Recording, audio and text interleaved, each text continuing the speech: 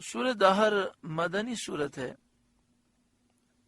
سورہ دہر کا ایک دوسرا نام سورہ انسان بھی ہے۔ حضرت مجاہد، حضرت قتادہ اور جمہور مفسرین کے نزدیک یہ سورت مدنی ہے۔ قرآن پاک کی ترتیب کے اعتبار سے اس کا نمبر 76 ہے۔ قرآن پاک کے نازل ہونے کے اعتبار سے اس کا نمبر 98 ہے۔ اس میں 31 آیات اور 2 رکوع ہیں۔ بعض مفسرین نے سورہ دہر کو مکی کہا، یعنی انہوں نے کہا کہ یہ ہجرت سے پہلے نازل ہوئی۔ اس سورہ مبارکہ میں 240 کلمات ہیں، 1054 حروف ہیں۔ بسم اللہ الرحمن الرحیم۔ اللہ کے نام سے شروع جو نہایت مہربان رحم والا۔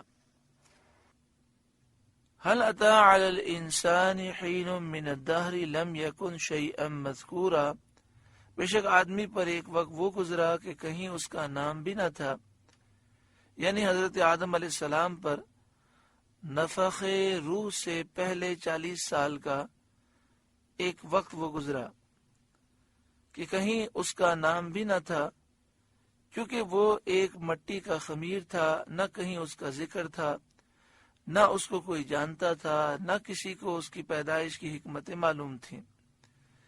اس آیت کی تفسیر میں یہ بھی کہا گیا ہے انسان سے جنس مراد ہے، یعنی ہر انسان کی طرف اشارہ ہے، اور ایک وقت وہ گزرا، اس سے مراد اس کے حمل میں رہنے کا زمانہ۔ ایک وقت وہ آیا انسان پر کہ وہ اپنی ماں کے پیٹ میں تھا، اس حال میں اس نے وہ وقت گزارا کہ کہیں اس کا نام بھی نہ تھا۔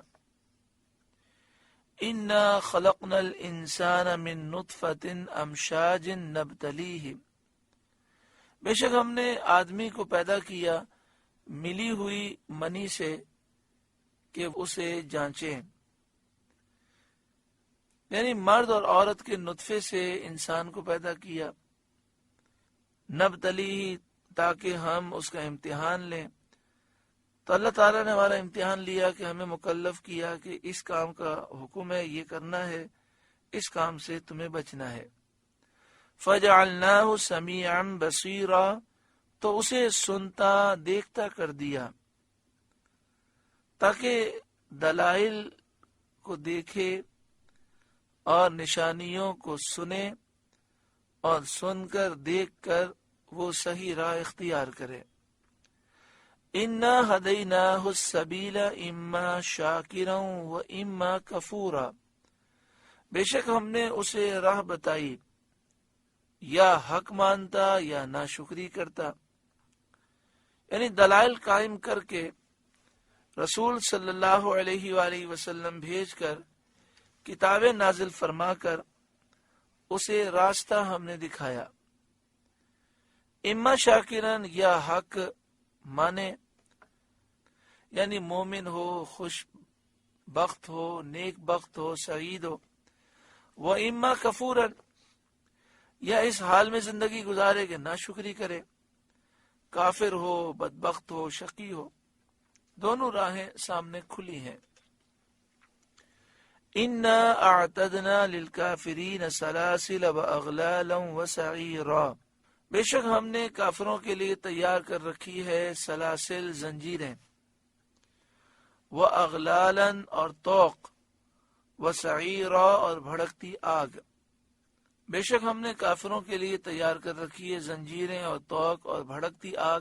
سلاسل کے معنی زنجیریں، جنہیں باندھ کر دوزخ کی طرف گھسیٹے جائیں گے، وَأَغْلَالًا طوق، جو گلوں میں ڈالے جائیں گے، سعیرا، بھڑکتی آگ جس میں جلائے جائیں گے۔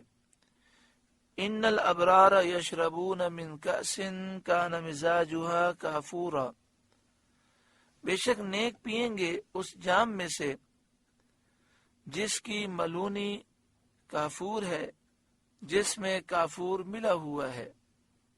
وہ کافور کیا ہے؟ عینن، ایک چشمہ ہے جنت میں، یشرب بہا عباد اللہ، جس میں سے اللہ کے نہایت خاص بندے پئیں گے. یفجرونہا تفجیرا، اپنے محلوں میں اسے جہاں چاہیں بہا کر لے جائیں گے.